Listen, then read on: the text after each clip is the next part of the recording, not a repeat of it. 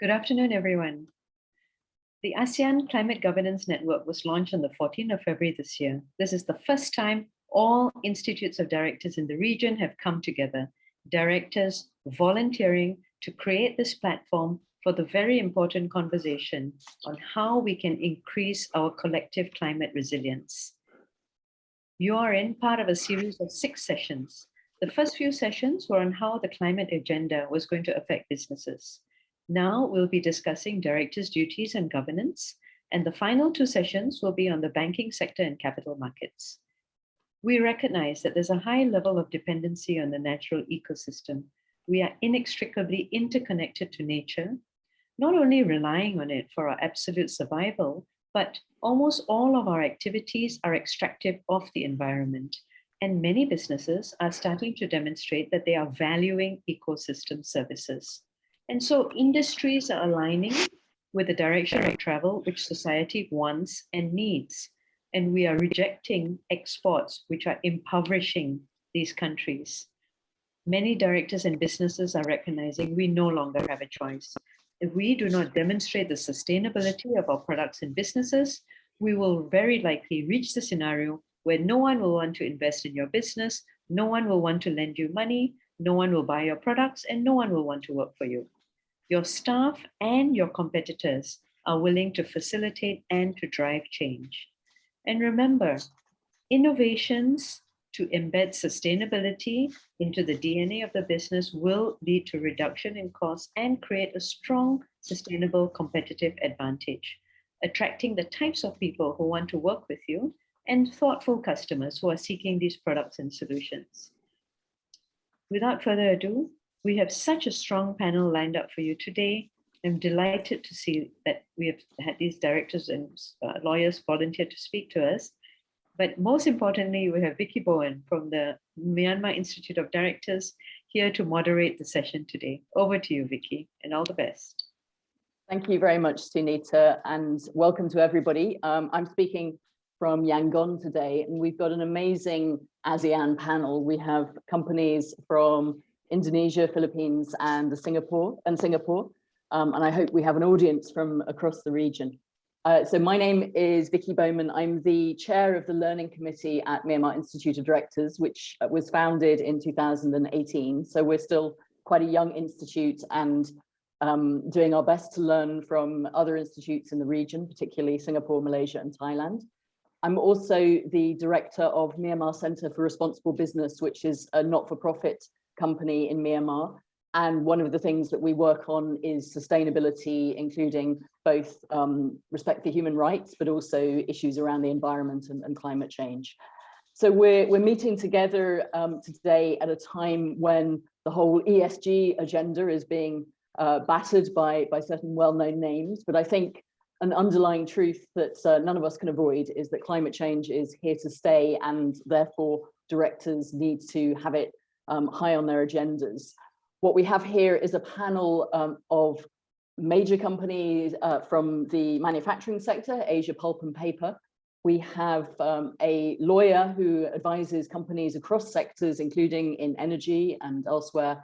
And we have a company which is supplying to some of the significant companies in the region, providing them with solar energy to help them find solutions to their climate change mitigation ambitions.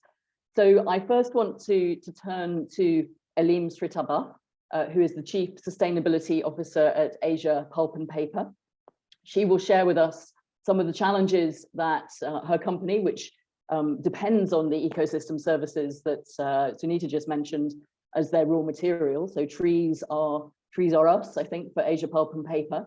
And you have gone through, I think, many changes, reforms, and strategic choices over the last few years. So please do share a few of those with us, including how your board has played a role in those decisions.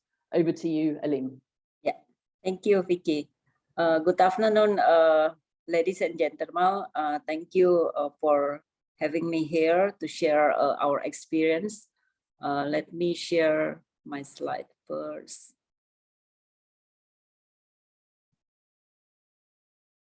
Okay, I hope you already can see my slide. So I start to explain about Asia Pulp and Paper. Our, like what Vicky said, APP is a trade name of pulp and paper. We manufacturing company which deliver products of paper, tissue, and packaging.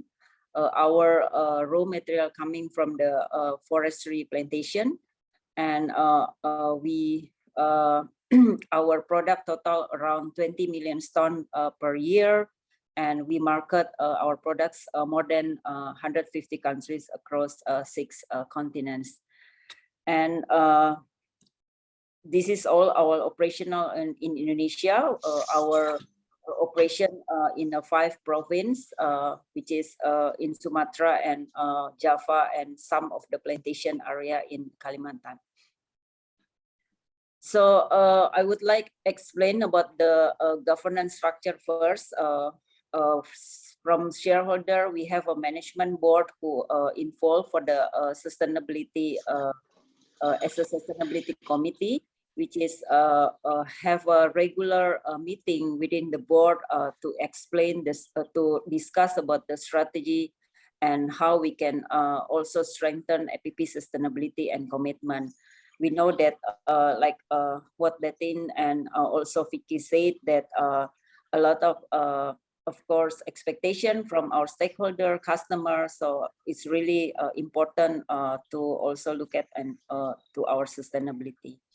So I would like to explain our commitment. This is the starting point in 2012. We launched our Sustainability Roadmap Vision 2020, and as a cornerstone, we launched our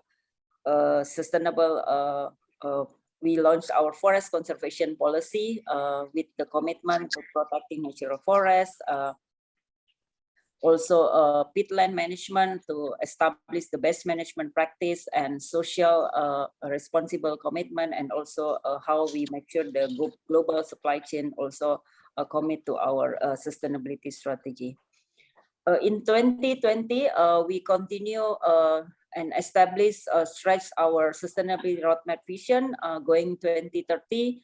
Our aim to reduce 30% our carbon footprint within our production, and also how we can produce innovative product, which is a responsible product for our climate. And within forest also, we continue to protect our over 500,000 hectares conservation area, and how we can bring a positive contribution for the lives of millions of people who living and surrounding our operation. So I start to explain about how we show that because of this is the core of our business coming from our raw material from the forest. And in Indonesia, we have a mandatory or set aside some conservation area within the forestry plantation operation. We have around 600,000 and we work with a Canadian company to have a monitoring forest cover change using a satellite technology, radar sat, and how they can send alert if there is a forest cover change within this area, to allow us do some action on the ground to avoid or mitigate some disturbance to our protected forest. And as a transparency, we put all the data available in our dashboard in within APP website. And I would like say that this technology helping us to reduce a lot of disturbance within our conservation area. Before we use this technology, around 5% from the 600,000 degraded every year, but since we use this technology to strengthen our strategy, we can avoid, and then the rate of the forest cover change less than 0.25% per year. And we know the importance of how we can include community within our strategy as well. In 2015, we established a flagship program to decouple economic growth from the deforestation by empowering local communities through this program. This program called the MPA is a integrated forestry and farming system. We allocated a fund $10 million US for this program to provide seed funding, and up to now we already reached almost 400 villages and involving around 31,000 households within the our operation, and included the women groups. And of course, we are not stopping there. How we also nurturing all the community become entrepreneurs, because our aim or objective of this program, how to bring the community become more independent, and we help to improve the product quality by inviting or provide capacity building, improving their quality of the product, so they can get a wider or scaling up their product to the market. So included also empowering women.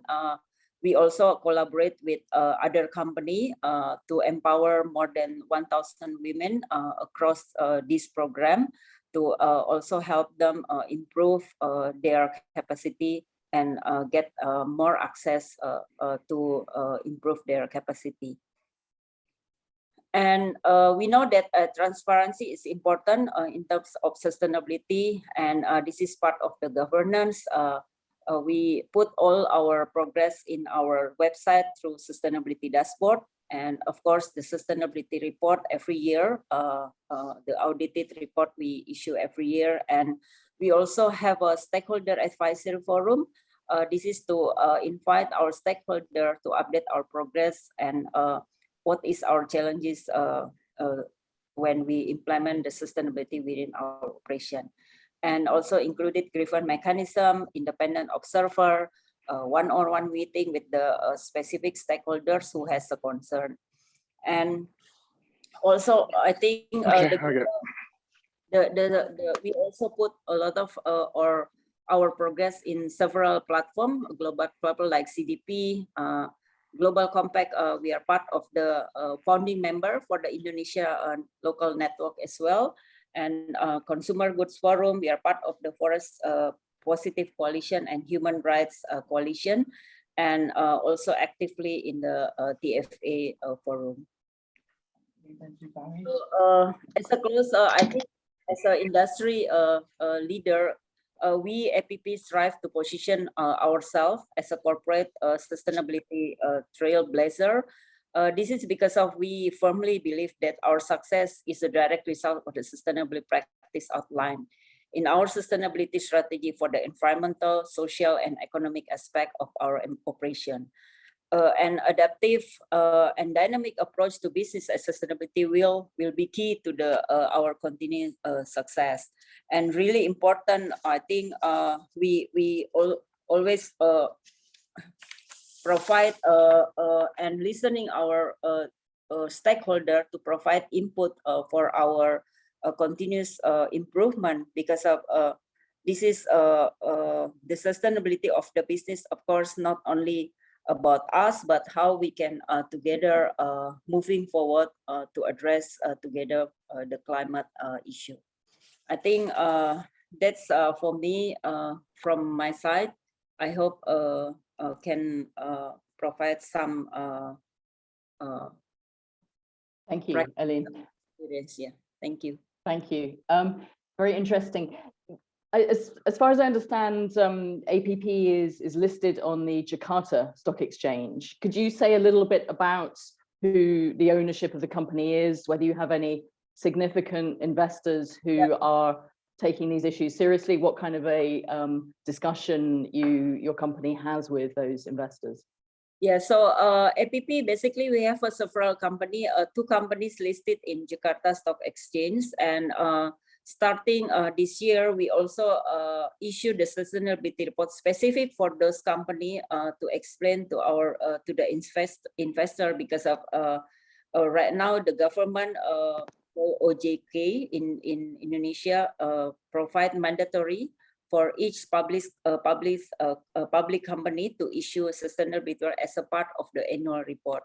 And I think this is important to our investor to know that the company that they invest to also be part of the company who addressing the climate issue and show the sustainability of the company and how we can address also, especially for the carbon reduction topic that right now we already put in the 2030 sustainability roadmap vision. And as we know that the government of Indonesia as well already committed going to net zero by 2060. This is also one of our APP agenda, exploring right now on how also we can be part of the company that support our government target, of course, or even earlier. So internally right now, together with the board, we work with the consultant. We hire consultant to explore and find the opportunity in our mills on how we can going to have a commitment net zero. Thank you. And where do the majority of your emissions come from? Is it from the chopping down of trees as your raw material, or is it from the manufacturing process, or where? Frankly speaking, for the manufacturing, because of most of our mills using a power plant, our own power plant, and then the main source of the energy from the coal right now. So that's except the one of our new mills in South Sumatra, already 95% using biomass. But the challenges is the old mills, which is the design of the power plant is still using coal. Only several that can have a multi use for the energy source about biomass, but of course the availability of the biomass. So this all of this opportunity that right now together with our consultant and in the discussion within the board, and we want to find which opportunity that we can make sure that we can go to the net zero.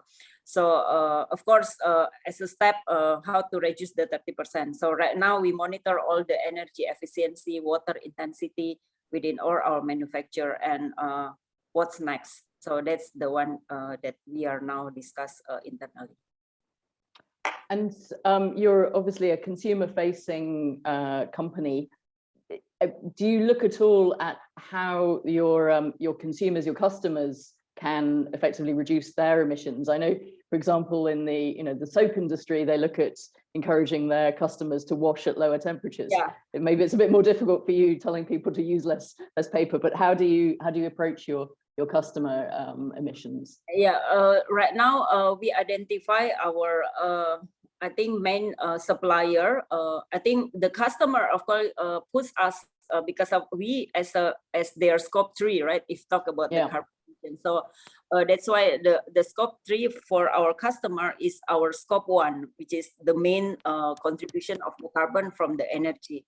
And how we address or encouraging our supplier, basically that the most challenges, because of most of our supplier is not the big company, usually small medium entrepreneurs. So we are discussing now what kind of tool that can start to let them aware that they have to also think about how. But it's good right now Indonesia as a B20 presidency, which is there is a special task force established under B20. Which is a lot of companies also involved. APP also part of the task force, and within the task force, the discussion more about the energy transition. So I think that's a good start to make people aware that we have to talk about the energy transition right now. How we moving forward. Of course, we need to find technology alternatives, but at least the talking already there. So people now think about out of the box, find the way, find opportunity, and a lot of company also start to think about using solar panel for some building, and even household also already start to think about how they can use alternative energy. Excellent. Thank you very much. So I'm now going to move on to our second speaker. And before I do, I want to encourage you all to put any questions for our speakers or just comments that you want to make into the Q&A box. So our next speaker, Richard Allen, is from Baker McKenzie, based out of Singapore. And as I mentioned in the introduction, working a lot on litigation, including for companies who have significant carbon footprints. Richard, do you want to introduce yourself a bit and talk a little bit about your work and also the kind of advice that you're giving your clients nowadays relating to their ESG risks, particularly climate change? Thanks very much, Vicky. Let me also share my slide deck so that you can have a bit of context. Okay, hope you can all see those slides there. So as mentioned by Vicky, I'm a dispute resolution lawyer at Baker McKenzie in Singapore, but alongside the classic litigation and arbitration cases, I also regularly advise clients on risk avoidance and risk mitigation strategies. So in other words, how to prevent disputes from arising in the first place. And as a start, I think it's probably quite helpful to provide a little bit of context to the type of work that we're doing by highlighting some of the interesting findings from the latest edition of our annual forecasting publication, which is called The Year Ahead, and was authored in collaboration with the Economist Intelligence Unit. And that's what you can see on the slide there in front of you. Now, for this report, we surveyed a total of 600 senior legal and risk leaders from large organizations based around the globe. And they identified environmental and climate change risks as one of the top 3 risks likely to result in a dispute in 2022. Now, government's risks came in at number 5, as you can see on the slide there, and social risks came in at number 17. But it's important to note that these 2 aspects of ESG can be a little harder to define than the E of environment, because, for example, many people consider employment risks to fall under the social component of ESG, and you can see that's listed separately in our survey. But the key takeaway from this is that ESG issues aren't simply some amorphous or hypothetical buzzword that's just being bandied around. They do pose very real and tangible risks to businesses and are increasingly resulting in fully fledged litigation and regulatory action. So they do need to be taken seriously. And that's really where we as a firm come in and try and advise our clients, recognizing those risks and recognizing the practical implications of potential ESG issues. So another important point to note, I guess, at the outset is ESG risks aren't new per se. It's probably best to see them as a rebranding of a subset of risk areas that have always been of concern to organizations. So for example, here you can see on this slide, anti-bribery and corruption, or ABC risks. And these can broadly be seen as part of the governance component of ESG. And similarly, regulatory risks can probably fall within either E, S, or G, depending on the particular scope of those regulatory efforts or actions. And then sanctions risks can also tend to have their genesis in some form of human rights or governance issue, which would mean that a robust internal ESG framework can actually help to avoid exposure to these type of risks, whether they're ABC regulatory or sanctions risks, because you're really embracing not only the traditional views of ESG, but also the broader application of ESG in terms of the traditional risks that we would have come across prior to this rebranding. And while the concept of ESG really started out in the world of finance and investment as a shorthand for non-financial indicators, it's really increasingly being adopted in other contexts now, with many companies creating distinct roles with responsibility for ESG and sustainability. And in parallel, what we're seeing is regulators, investors, contractual counterparties, and activists adopting similar terminology and thereby increasing their focus on ESG issues. So much of the advisory work that I do and my colleagues at Baker McKenzie do is aimed at helping clients to reframe their existing compliance and risk management policies. And that's in response to this recent shift in emphasis, as well as, of course, identifying which ESG related risks are the most relevant to any given business or industry so that they can prioritize those and come up with plans to address them. Now, one of the most critical areas for many clients that I come across is gaining an understanding of the impact that ESG issues have on the duties owed by the company and its directors towards stakeholders.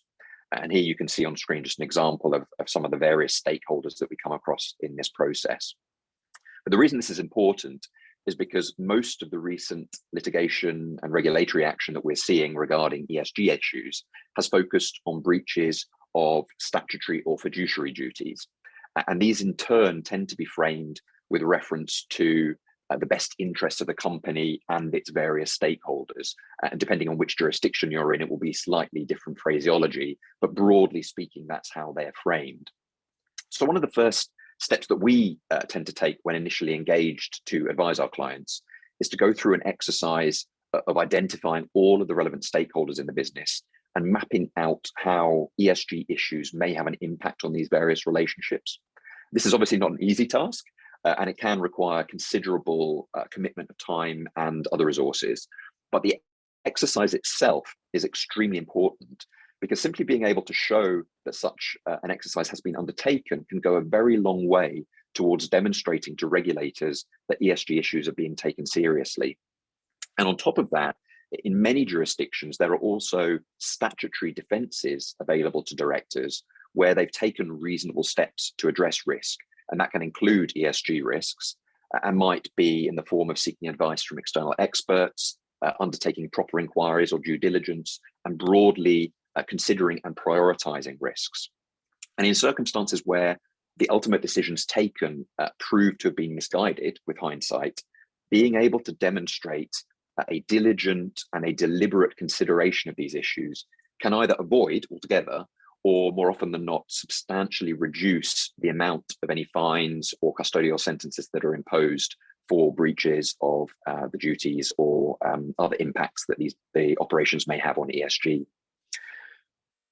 So moving then from the broad to the slightly more specific, the specific risks that we've been seeing in recent years, environment and climate change are undoubtedly the most prominent ESG issues when it comes to actual litigation or arbitration and regulatory action.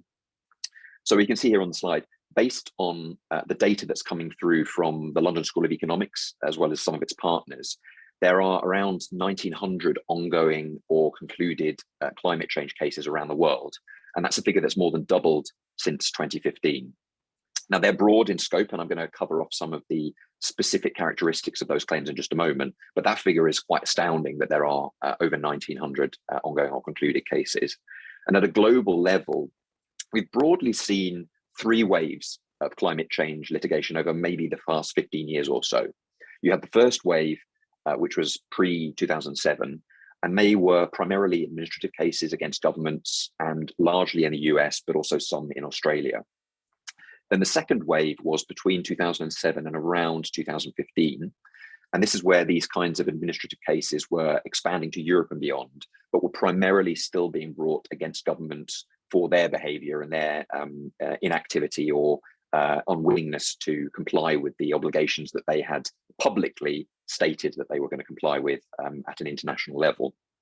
And then the third wave, which has really primarily come since 2015, and this is where we've seen the doubling of cases. These are much more diverse, and the identity of the defendants in those cases is also more diverse. So since 2015, we're seeing more strategic and activist cases on the rise, and there is an increasing number of cases being targeted at corporations rather than governments. What we're seeing here then is a notable shift away from seeking to establish corporate liability, which is notoriously difficult to do when you have overseas subsidiaries involved, for example, and there are lots of arguments of separate corporate personality, and forum non-conveniens arguments are commonplace. And so it's quite difficult to establish a claim in a particular jurisdiction against a global operation. What we're seeing instead is a move towards a focus more on financial risks, fiduciary duties, corporate due diligence, and things that directly affect not only fossil fuel companies and construction companies, but also banks, pension funds, asset managers, insurance, and even major retailers. So we're seeing a broader, much broader impact and cases being brought, not because a particular company is emitting a lot of carbon or things like that. It's actually trying to target companies that care most about it and have deeper pockets, just to make a bigger impact. And that's really what strategic and activist investors are looking for. They're not necessarily looking for the money that's going to be paid for that particular case, but to really set an example and to put the fear of God into all companies so that it changes activities and actions across the board. And here we're seeing an increasing focus on things like greenwashing cases, issues of corporate disclosures, and also human rights cases. And so I'm going to explore some of those in a little bit more depth now, just to give you maybe a bit of meat on the bones. As I've already mentioned, the majority of these cases have taken place in the US and the EU, but we are seeing more momentum in the Asia-Pacific region as well. Now, on slide here, we can see a number of different types. They're not comprehensive, but they are probably the majority of the types of claims that we're seeing. And for example, in somewhere like Australia, we're seeing a really broad mix of claims being brought. It's quite a sophisticated jurisdiction for these kinds of climate litigation cases. But we see cases that draw upon directors' duties and shareholders' rights at the forefront. And these can include activist investor claims being brought against fossil fuel companies for example, failing to plan for zero emissions, all the way through to claims against pension funds, for example, for failing to divest away from fossil fuel investments and failing to take into account climate change related risks. And these kinds of claims tend to be brought in the form of so-called derivative actions, which is where a minority shareholder pursues a claim against the directors of the company on behalf of the company itself for failing to comply with their directors' duties. Or they can come in the form of so-called oppression actions, where a shareholder alleges some kind of unfair conduct by those in the control of the company. And that might include majority shareholders, it might include directors, or even company executives. And really the thrust of those claims is the people who are running the company are doing it in a way that prejudices the shareholders, and that can take any number of forms. But the formality or the procedural way in which those claims are brought tend to be under statutory oppression actions. Then moving on to tortious claims, these can be even broader in nature. They can take any number of forms, from the more traditional things like nuisance cases, which is the kind of characteristic that used to be brought for pollution claims. The tort of nuisance was the traditional way to pursue those. But they can now come all the way through to broader duty of care and negligence claims. And one of the best recent examples of that is perhaps the claim by Milieudefensie against Shell, where the Dutch court identified an unwritten duty of care that required Shell to reduce its own carbon emissions, but also imposed a significant best efforts obligation to reduce emissions along its entire value chain. And that would include those of its suppliers and consumers, so the scope 3 emissions that we were talking about earlier on. Now, this case is a bit of an outlier, I have to say, and it's currently being appealed, but it really does demonstrate that the courts are not always predictable in the way that they view and interpret ESG related obligations. So it's unlikely to be sufficient nowadays merely to comply with the clear environmental statutes, or the statutes that we think are traditionally ESG related. Now you really have to take a bigger picture approach and take a much more precautionary approach when dealing with these types of issues. Then we can move on to non-disclosure claims, and non-disclosure claims can come from either investors or from regulators. They tend to focus on the obligation to give a fair, true, and accurate view of the financial standing or position of the company. And that's, for example, by ignoring risks posed by climate change or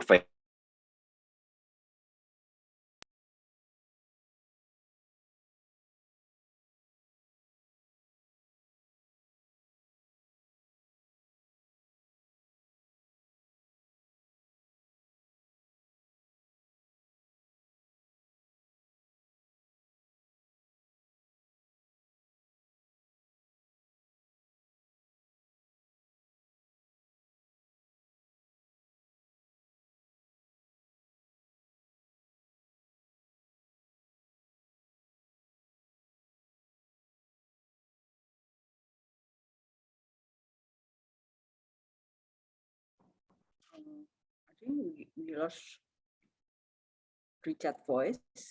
I've lost Richard's voice as well. I wasn't sure if it was me. Okay, which is a great shame because he was in the middle of some fascinating explanations.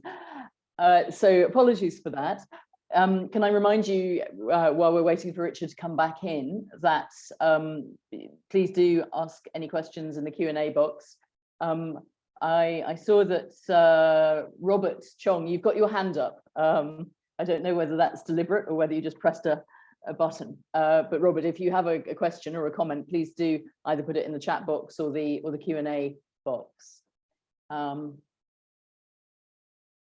And I hope that we can get Richard back soon. He's in Singapore, so unlike me in Yangon, he has no excuses about the connection. If we don't get him back, right? Pushpa, thank you for the question on reporting standards, and we will come back on that one. Right. Now, do we have Dante here yet? I'm just wondering. Dante Briones from Sasonbi was attending a board meeting.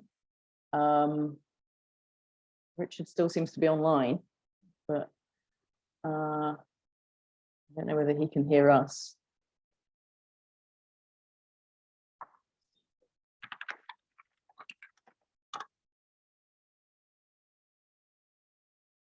My apologies to the attendees.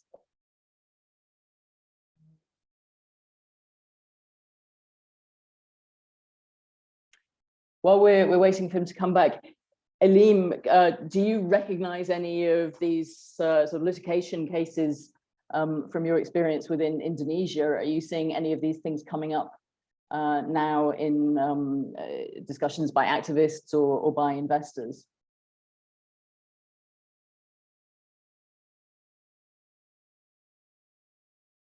Elim, are you with us? Yeah. You're on mute. Yes. Are these things which Richard been explaining to us, are these things which you're seeing within the Indonesian market, or are they still very much a matter for sort of European and US courts and investors? I think some Indonesia market already, like I said, since the B20 and the government, I think the last COP 26 in Glasgow, after our government, and I think lots of the commitment also going to net zero, and in Indonesia starting some of the company already aware about the it's not only, yes, maybe the push from the customer, a big push from the European, but in Indonesia, people starting aware and know that climate issue is right now as a priority as well to their company. So and the government also start also to issue some regulation, like I said, starting this year, the authority of the financial agency provide a mandatory for all the public company to have to issue their sustainability report as a part of the annual report for the investor. So I think this is a very good move for Indonesia, and yeah, not so we as APP as a corporate, which is we already know that this is important since 2012 when we issue our sustainability roadmap vision, and we feel, I think this is help so we can also together post, because previously we think that why only us to address this, but I think right now even in the Chamber of Commerce that I involved right now also talk a lot about the climate action as well. I think Richard is back. Thank you. He is back. I'm yes, sorry, Richard, I'm not sure when I dropped off. I was talking away. You dropped off in, I think, when you were just embarking on the stuff on disclosure and claims around non-disclosure. Okay, so I got to the last slide at least. Yes, you were definitely at the last slide, and we all were hanging on there with great excitement. So we looked at tortious claims, and you were talking about non-disclosure. So if you want to go back and pick up where you left off. I won't risk putting my slides up because I suspect that might have been what crashed my iPad. But after non-disclosure, I was also mentioning some of the other types of claims. We have greenwashing claims. So in Europe, these have been particularly common. You've seen in terms of advertising, false advertising. We've seen particular in the aviation and the automotive sector, some of those claims coming through. But we've also seen more recently some big fines coming through from the US SEC. Now, the US SEC now has a separate ESG department, and very recently, Bank of New York Mellon was fined for misrepresenting the process that its mutual funds go through when they are filtering ESG investments, for example. So we do anticipate that in jurisdictions like Singapore, Hong Kong, Japan, where investors and retail investors are being encouraged by the governments to look into ESG investments, we think that the regulators are probably going to step up here and see this as a very ripe area for them to intervene in those kinds of cases. And then I was going to talk about human rights. So human rights cases, again, they're not quite so common in Asia, but we have, of course, seen quite a big case in the Philippines, where a case was brought by Greenpeace before the Philippines Human Rights Commission. And they have only just recently published their findings. I think the claim was brought in 2015, and it's taken quite a time for them to get through all of the meetings and committees that they held. But they have ultimately found that the fossil fuel companies, and there were very, very many of these that were listed as respondents to this claim, the fossil fuel companies should be held responsible for their contributions. And I think they found that the fossil fuel companies have been liable for something like 29% of all greenhouse gas emissions.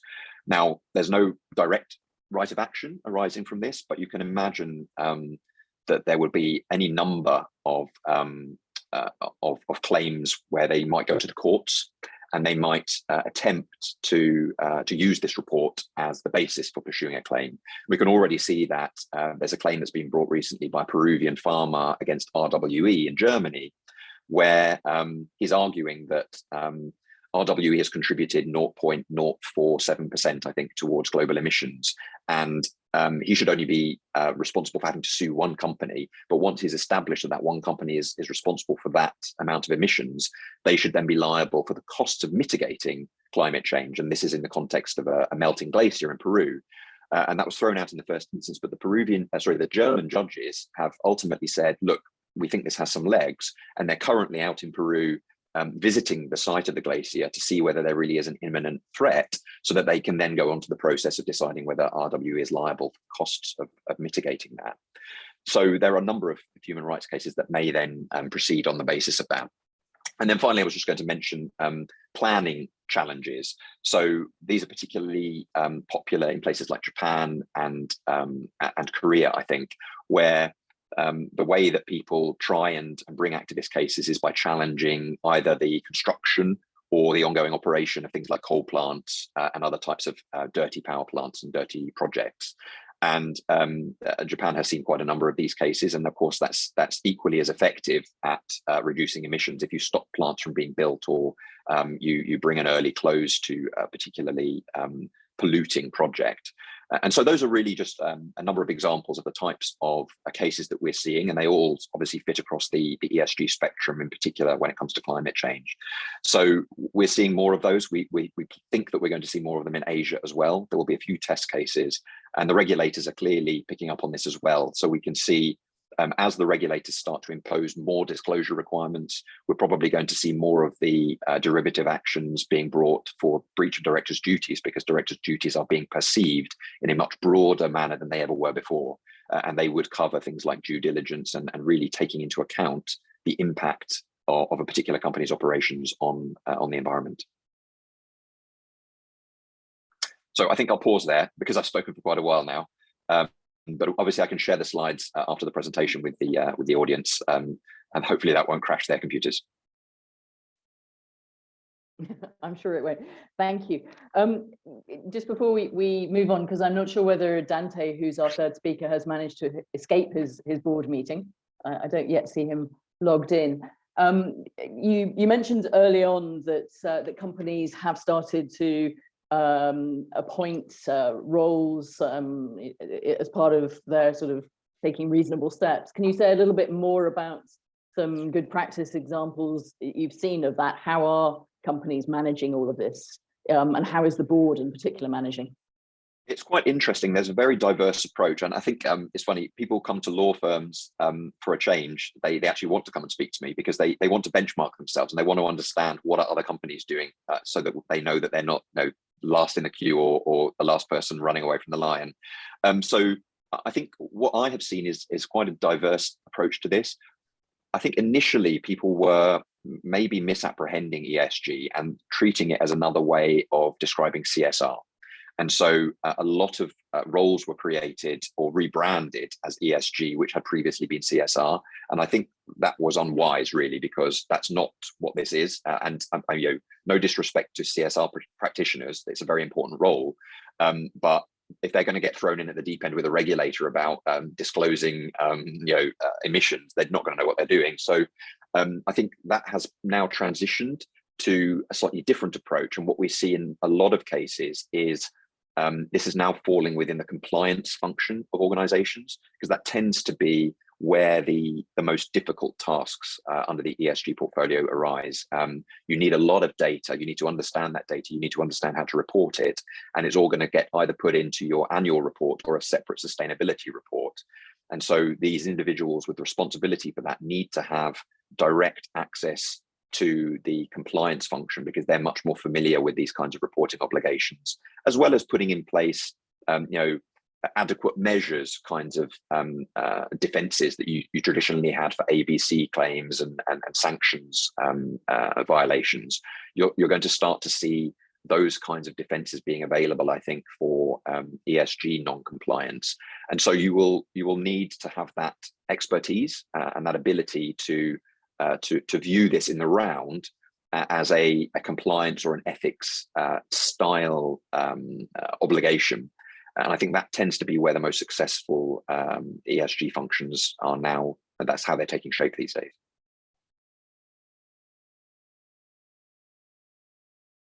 I think Vicky dropped off that time. Yeah, no. So I don't know, Elim, until she drops back, I don't know how does your function deal with this? How is ESG branded in your organization? Is it a separate function or does it sit somewhere else?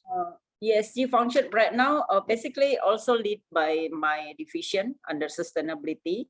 So right now we also in the middle to revisit all the policy aligning with the ESG some public rating as well.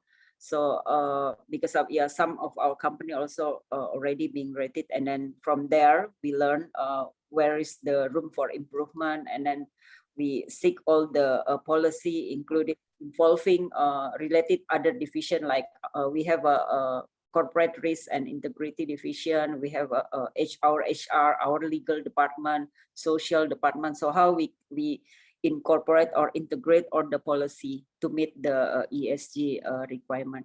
So of course, as a part of our sustainability as well. So that's why being led by my division.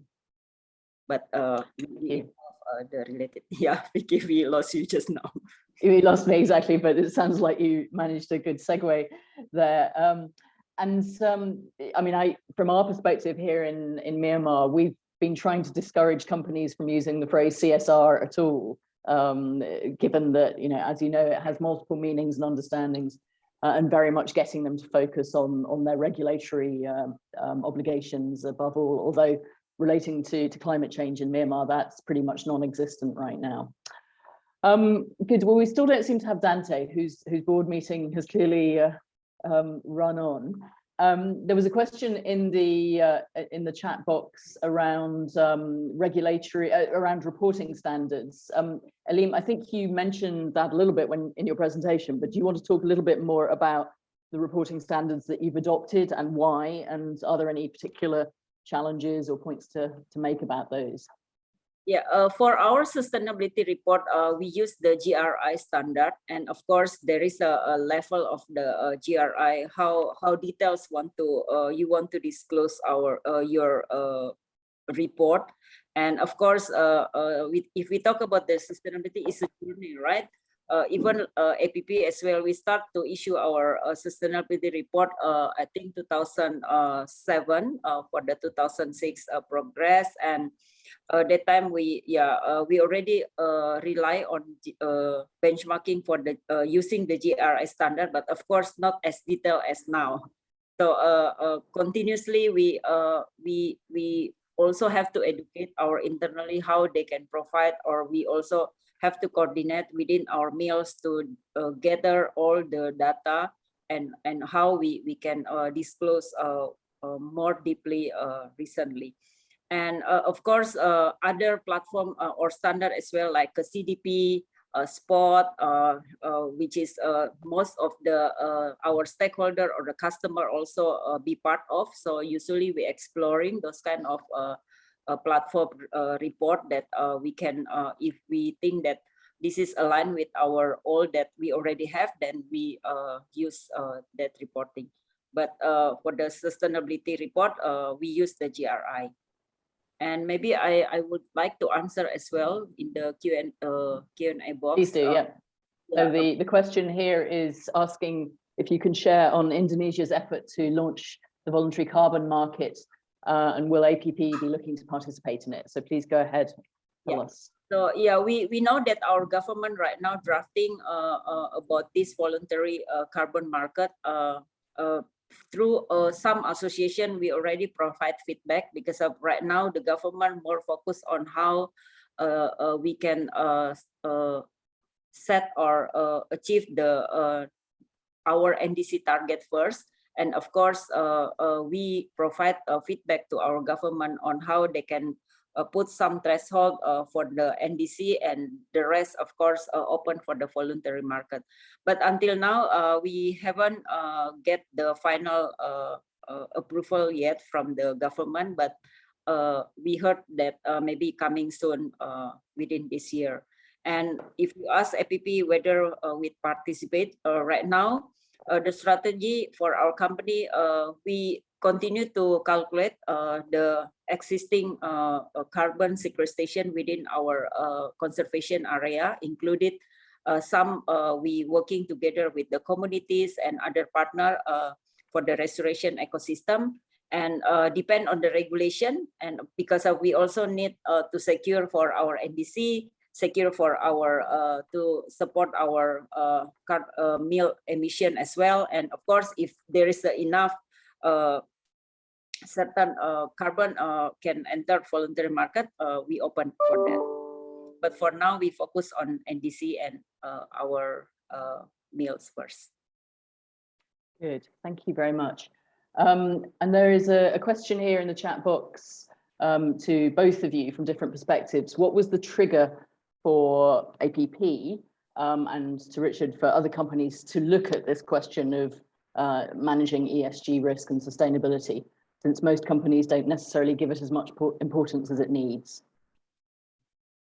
Maybe I start to, of course, for the first, frankly speaking, for APP, push from the customer first, because of lots of our market within Europe, and we know that Europe leading on this. And but after we understand, and then we run the journey, we realize it's not about the customer wants, but it's really important that we understand that this is all ESG is a matter of our sustainable of our business, because of it's really important to address all of those things, like or not like, maybe some companies seeing as a cost, but we starting to especially from my side, to convince the board that this is an investment, because of some, for example, the forest conservation. Previously, when we do some restoration, maybe some financing guy think that this is the cost, but right now, if we see the importance of the conservation, that we can calculate the carbon, and then we can sequester, and then can support back the business in terms of carbon emission. So this is give awareness and more understanding to our internal, especially within the board, that sustainability and all the ESG basically something right or something positive for the company for the long-term run. So And has it saved you any money, the increased focus, or have you not got to that yet? Does that depend on having a carbon price? Have you managed yet to make savings through a greater focus on these issues? Do you mean for the carbon? Financial savings. Well, have you made financial savings for the company? Has there actually been an economic benefit?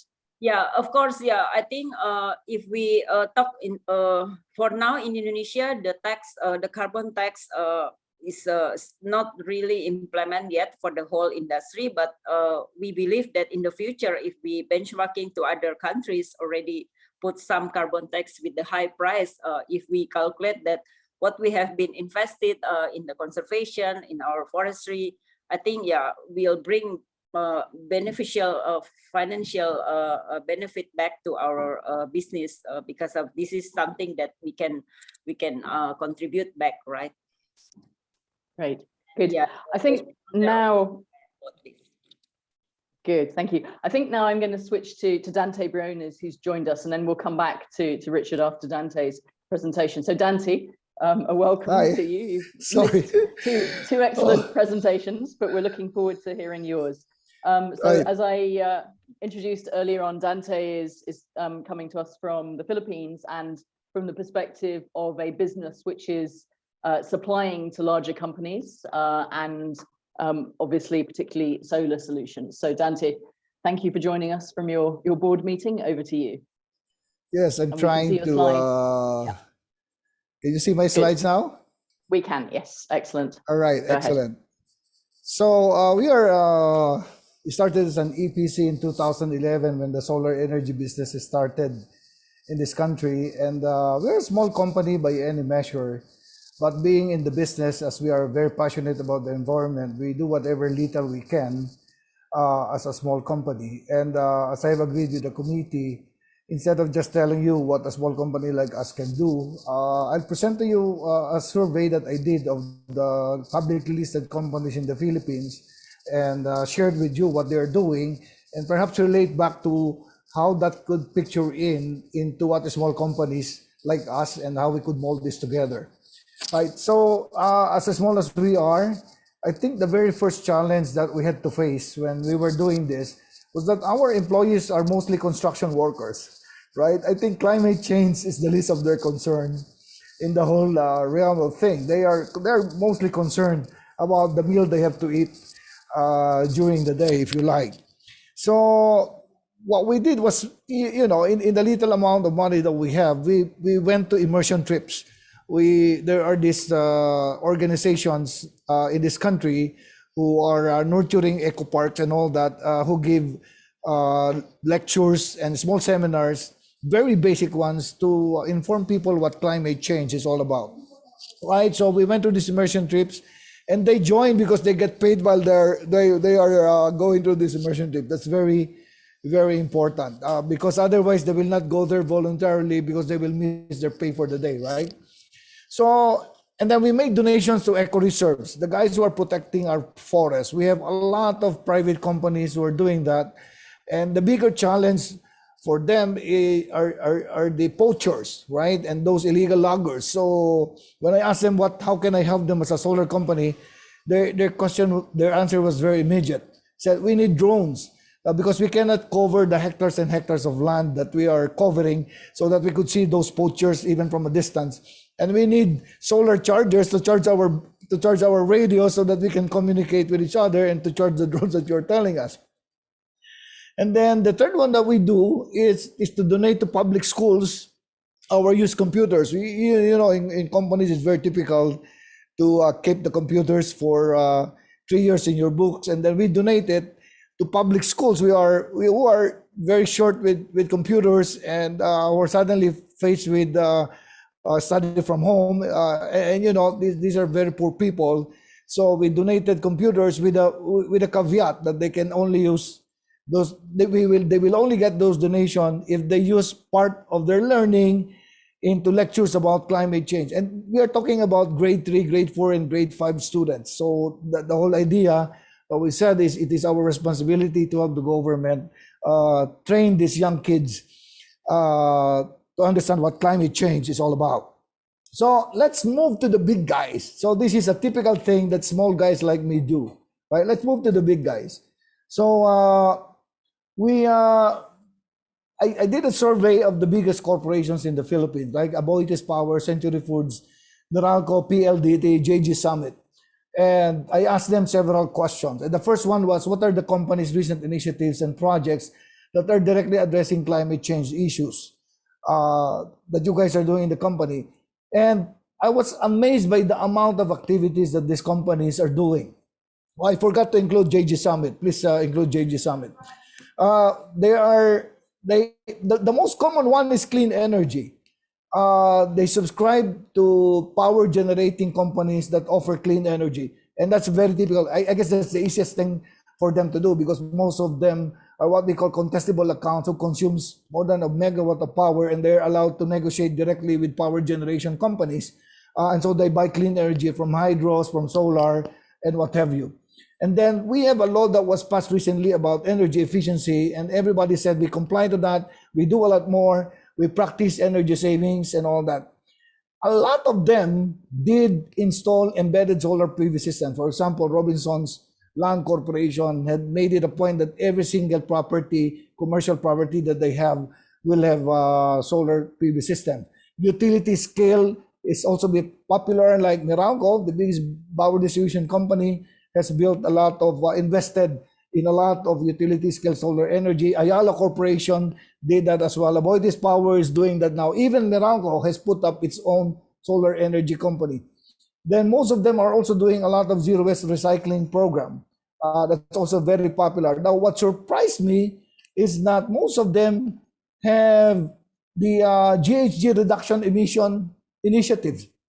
So they put up facilities, they construct buildings and all that with GHG reduction facility in mind, and they have very, very specific metrics on what kind of reduction that they want to do.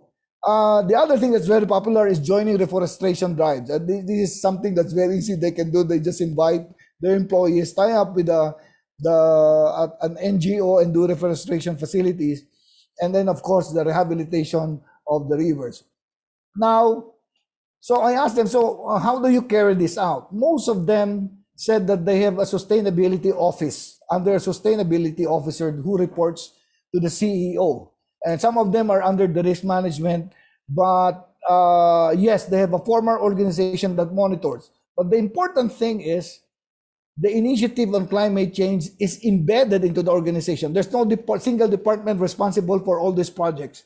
They have actually asked every division and every business unit to have its own climate change initiative programs that are relevant to their business, right? So you have different divisions doing a lot of different things, and different divisions doing harmonizing whatever they're doing to get the maximum effect.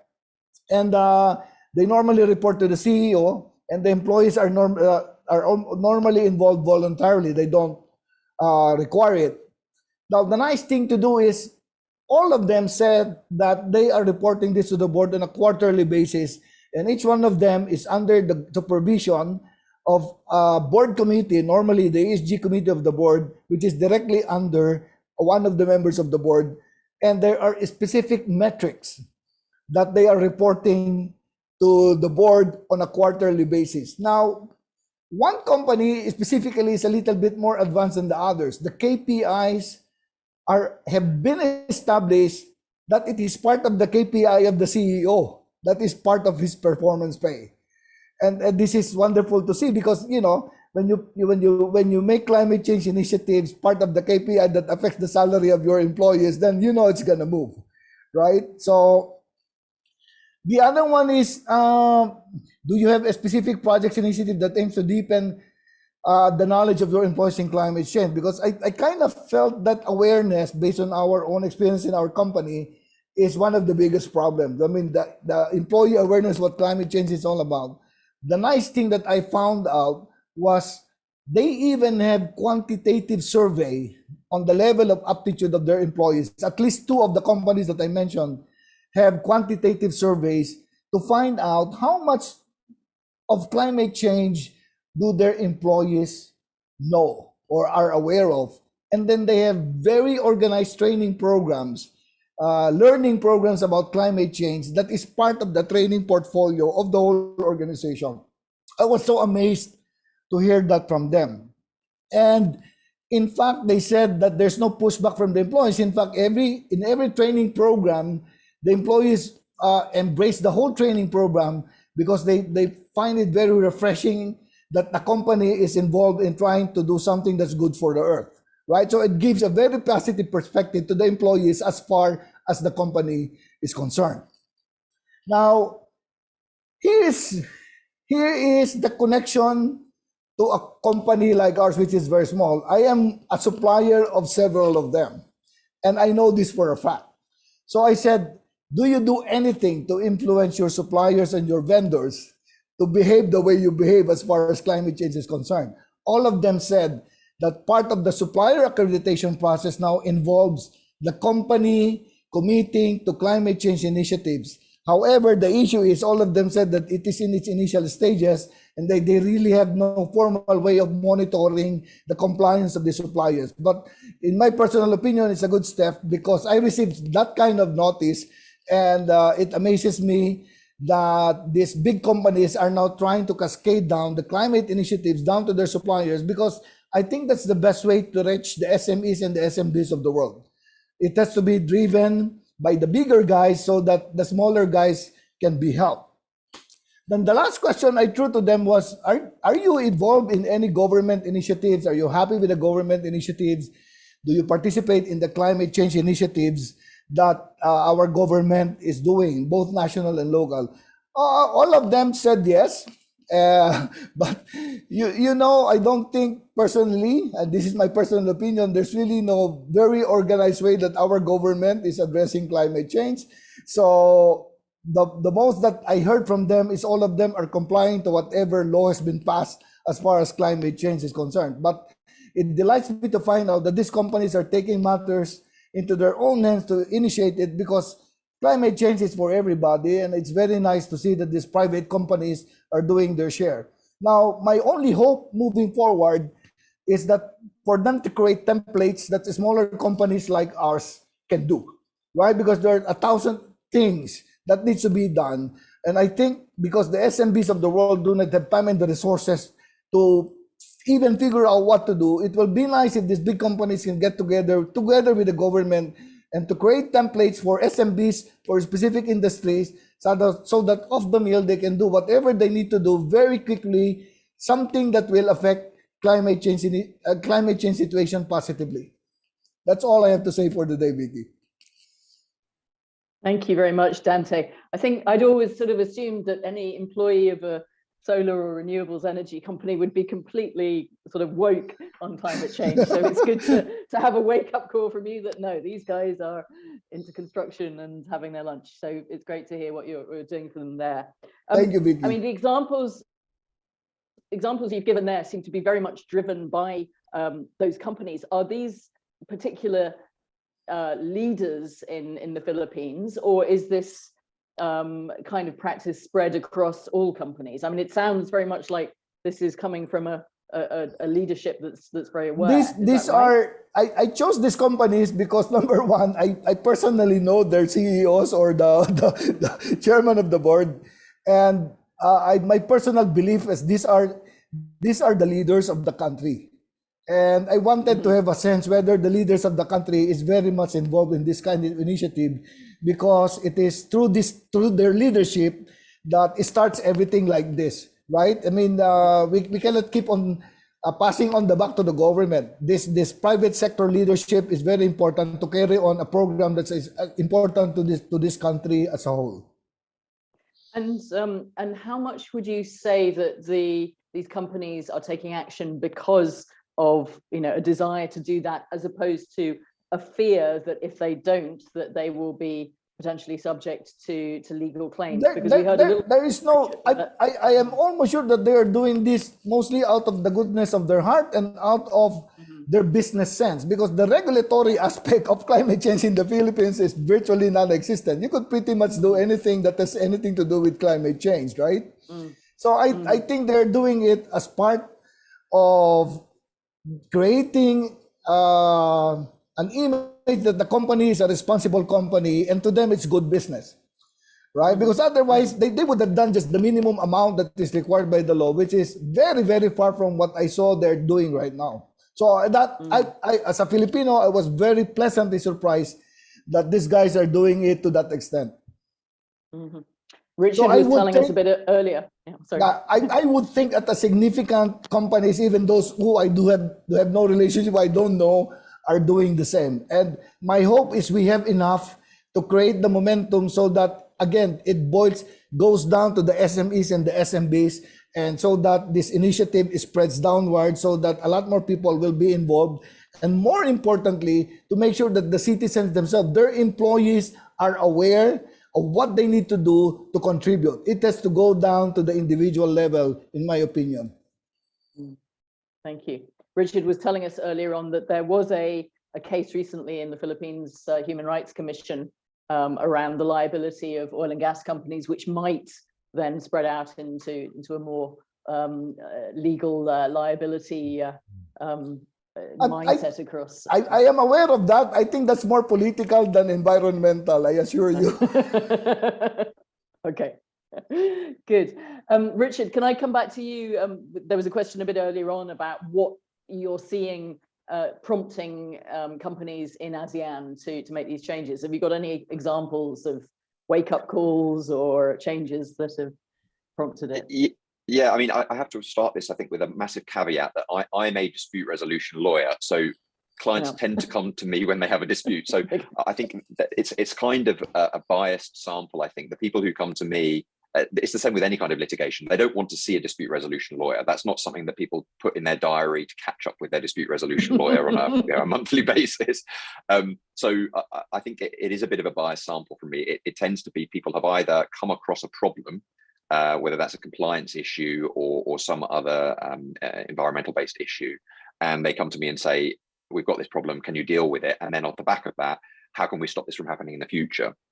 Or they've seen a big case. So they've either seen the Philippines Human Rights Commission case, or the RWE case in Peru, or one of these shareholder activist cases that have been brought for breach of directors' duties. And they've said, our directors don't really know much about this. Can you please help us here? And in fact, a couple of months ago, at the beginning of the year, we've been involved in creating a syllabus for the Singapore Institute of Directors in collaboration with Singapore Management University, specifically for this. So the Singapore government is very supportive of creating an education syllabus for directors so that they're not just thrown under the bus, they are actually given an opportunity to learn about this, to understand the scope of their responsibilities in this new world order of ESG. And so they can actually undertake the responsibilities that they're obliged to do under the Companies Act and under various common law obligations. So I think that's sort of the two types of scenarios where I see clients coming to me. But it's really heartening to hear that there are people doing it voluntarily as well, and it's not just treated as a CSR issue. It's really being treated as a substantive contribution towards mitigating climate change, which is great. And within the region, because I imagine you have a bit of a regional focus, or at least Baker McKenzie certainly does, do you see some countries further along this than others? You talked about Singapore, but is that at the front end, or are there others which are? Yes, I think so. Singapore is very much at the forefront of this. You also have places like Hong Kong that are introducing new legislation. I think Japan, the Japanese government in particular, we're very lucky we sit on a few committees of the Japanese government that are dealing with these environmental and ESG issues. So we're really seeing a drive for that. I mean, Singapore's a great example because picking up on one of the other questions that was put to Elim earlier on, the sort of the framework for reporting, the Singapore government is really pushing this, and that's both at the Monetary Authority of Singapore, MAS, and also the Singapore Stock Exchange level. They're really pushing for disclosures to become mandatory. At the moment, they're sort of comply or explain regime. It's now going to become mandatory. Complain or explain. And when they're explaining, they usually do complain.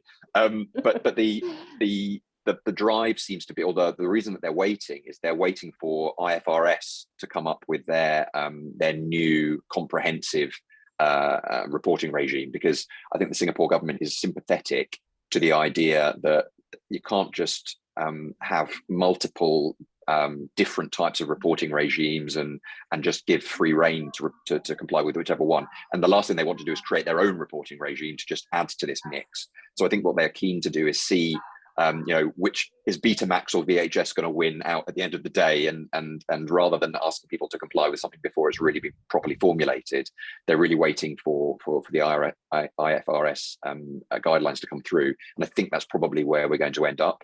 And again, presumably it won't just be Singapore. You'll have places like Hong Kong and Japan looking at what happens in Singapore and seeing whether it's successful, and then probably following the same route. And any sense of timing for when that might be? So I think in Singapore, I think 2023 rings a bell at the top of my head. It's a while since I look back at it. I think that's when the mandatory reporting regime is supposed to come into place. I think IFRS, if it all goes to plan, it's supposed to be later on this year that they do publish their latest guidelines. And it's not technically under IFRS. I think it's ISSB, or I forget the acronyms, but it's a separate branch that are coming up with just these sustainability focused reporting mechanisms. So I think that is definitely a space to watch, and the Singapore government is very good at being transparent about these things and publishing when these guidelines come out. So even if you're not in Singapore, I think the Singaporean government and regulators are a good source of information for the latest developments in this area across the region. Elim, in Jakarta, any sort of similar initiatives there from the Jakarta Stock Exchange or others?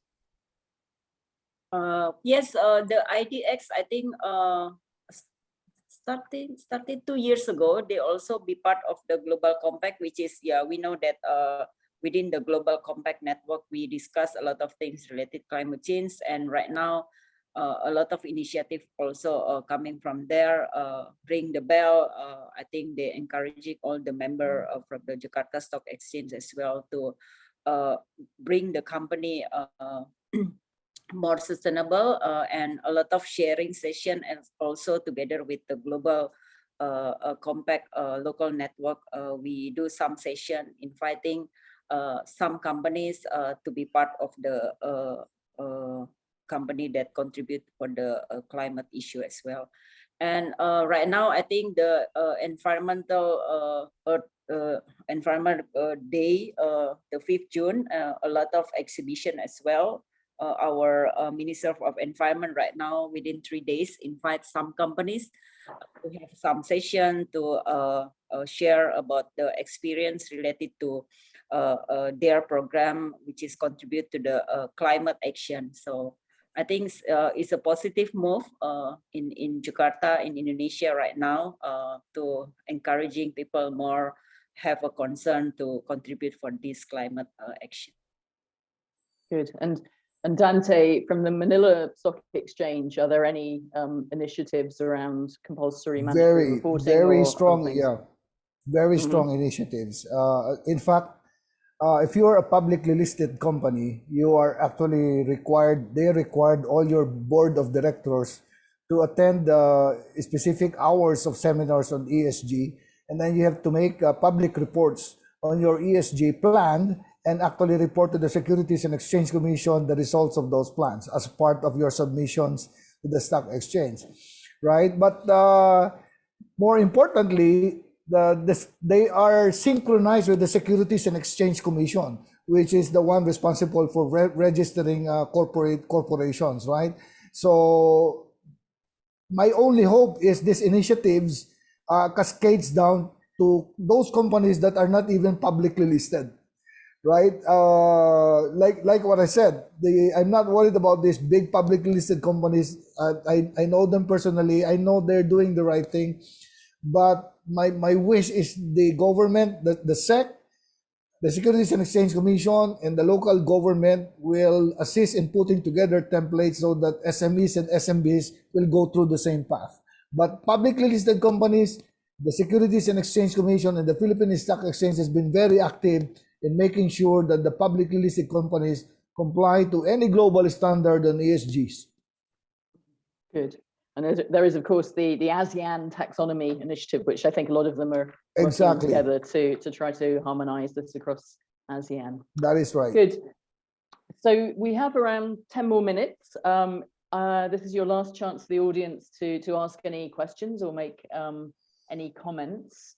Are there any other points from our panelists that have occurred to you that you want to make before we wrap up? Any other pieces of advice to directors? Maybe turning to you, Richard, first, because you're the one that has the scary slides about all the bad things that could happen. Yeah, and I mean, this probably ties into your last question of why do people come to me? I think the most successful way to make people come to me is for me to scare them. And I'm not a scaremonger generally. I think these are very real risks and they are increasing. And I think, especially when it comes to financial services sector, that this is easy money for the regulator because they'll start finding people left, right, and center. But they also genuinely do feel there's a lot of retail investors out there who could be very badly harmed by mis-selling and greenwashing type of activities. And so I think there is something to be scared of. It's not just lawyers trying to make work for themselves. And of course, I'm passionate about the environment anyway, so I would always be out there trying to reach out to people and trying to make them understand. But it's great to see the transformation because some of the leaders in this area are the oil and gas companies, and as difficult as it is for them, they do take a leadership role, and they unfortunately can't just get rid of all of their dirty assets. They have to continue with them. And I think there is now a move, even among retail investors, to sort of acknowledge that just divesting from those companies is not really the right approach. You need to be in those companies. You need to be pressuring the directors and the board and the people who operate the company to take this seriously. And it's only then when you have everyone on board, as Dante says, there's no point in just picking a few here and there of the best people. You need to have everyone on board, and they need to be pressuring their suppliers and other people down the supply chain. And it's only really then that you can get to a stage where it really does have a dramatic impact. And of course, as a lawyer, you always get to this position where people assume that you're trying to sort of stick up for your clients. But I think most of my clients, all they want is a level playing field. They're more than happy to comply with these obligations, but it's only in a situation where you have companies, competitors from other countries where they don't have these obligations, who are undercutting you on everything. That's when there's real resistance, and that's when the directors are really torn between their obligations to their shareholders and their other stakeholders, their employees, and their obligations towards the world. They do have that tension, and it's very difficult for a director to balance those two. Whereas if you have these obligations at a global or at least a regional level, then at least you know you have a level playing field, and you're all then playing to the same rules. Right. I kind of agree with Richard, Vicky, if I may, about this mention about the oil companies, right? Because we've been doing a lot of solar installation into the Shell gas stations in this country, and Shell is one of the prime movers of clean energy, at least in this part of the world. I fully agree. Good. And I want to throw a question that's just come in to Elim, because I think it probably fits most with her business model. So it's a question from anonymous attendee on what are the speaker's views on the EU's cross-border adjustment mechanism, which is effectively a form of trying to create a level playing field in terms of ensuring that traded products are, the cost of carbon is embedded in the price of imports. What's APP's view of that? Have you been involved in discussions, given that a lot of your products ultimately end up on European markets? Yeah, we are aware about this cross-border adjustment mechanism, and especially our product pulp and paper. We know that we'll implement for a lot of land-based products, but for the pulp and paper, I think since the beginning, because we know that deforestation issue, especially from Indonesia market, is already I think this issue already raised since early 2000, and we addressed this in 2010, I think so. Together with the government, we have we call FLACTI to address the traceability, to address this deforestation issue, to make sure that all the products that coming or within our supply chain already traced back, to make sure that about the legality, to ensure no deforestation. So we use this FLACTI as a part of the due diligence to address the mechanism. But of course, not apply for others' product out of the pulp and paper. And of course, from the association and the government right now, try to find out what is the similar mechanism that could be negotiated with the EU to make sure that some product as well address related to this mechanism. And also related to the human rights, like I said, together with the CGF as a part of the human rights coalition as well, we committed to have a due diligence for the human rights due diligence to our supplier, and then put the report and then set some KPI that we have to report as a public information. So I think this kind of activity or initiative or efforts that which we try to show that to make sure that our product can also pass this new mechanism. Thank you. Good. Well, I'd like to wrap up now because we're coming close to the hour. Dante has gone back to his board meeting. Thank you very much both to him, but particularly Richard and Elim for staying on the line. The next session that we have, which will be session 4, will I think build on some of the discussions, but with a different set of speakers, and it will continue to focus down on the question of directors' duties, and will tie into issues like how do you motivate your executives, your workers, including through executive compensation. I suspect though that the discussion will, as it has done today, range fairly widely across the experiences of the speakers. So I want to encourage you all to come back for our next one, which is I think on the 5th of July, and say once again thank you very much to our 3 speakers, and wish you all a pleasant rest of the week. Thank you very much. Thank you.